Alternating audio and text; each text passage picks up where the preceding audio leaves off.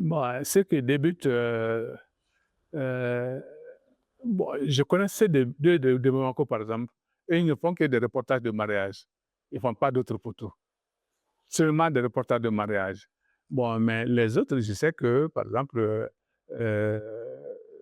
à Abidjan, j'ai rencontré des jeunes qui sont venus chez moi ici, à la rencontre de la photographie, l'édition de la rencontre de la photographie, qui sont venus. Ils ont des photos parce qu'ils ont fait l'école des beaux-arts et ils ont d'autres photos qui ne sont pas des personnages, hmm, mais je dirais des œuvres d'art qu'eux, ils ont photographiées et qu'ils exploitent, ils arrivent à vendre. Mais ici, ce genre ne se vend pas. Mmh.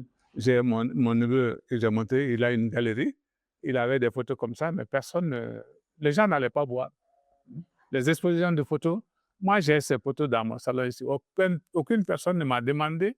On me dit: «Ah, ça c'est bien», mais personne ne m'a demandé: «À combien vous les vendez?» Donc à tel moment, je suis intéressé. Alors c'est ça le problème, c'est la carte postale qui se vendait bien. Mais quand je fais des tirages, de grand format, ça n'intéresse pas les gens. J'ai pas vendu de grands tirages. Alors moi, comme je vous l'ai dit, j'ai voulu faire des cartes postales sur l'ensemble du Mali pour vendre le Mali. Mmh. Parce que, en ce moment, il fallait que je fasse des reportages dans presque toutes les villes du Mali et c'est ce que j'ai fait.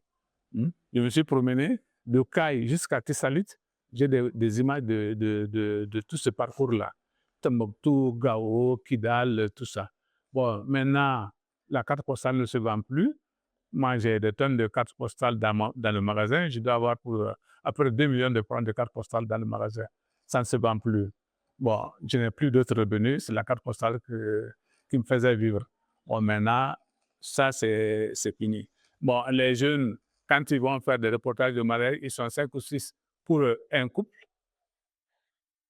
Celui qui vient le premier vend ses photos, mais les autres n'arrivent pas à vendre leurs photos. Ou bien, ils les vendent à vil prix. Alors, si toi, tu dis 300 francs, il y a l'autre qui va dire 200 francs. Bon, alors, eh, on n'a pas d'argent. Hein. Les gens préfèrent payer à 200 francs que de payer à 300 francs, même si ce sont de belles images. Alors, mon garçon, il a eu la chance, il a un Canon, il a un Nikon. Vraiment, il fait de très, très beaux tirages. Il fait de très, très belles photos. Il fait tout le temps des reportages de mariage, de baptême, ça, mais il ne sort pas de Banco.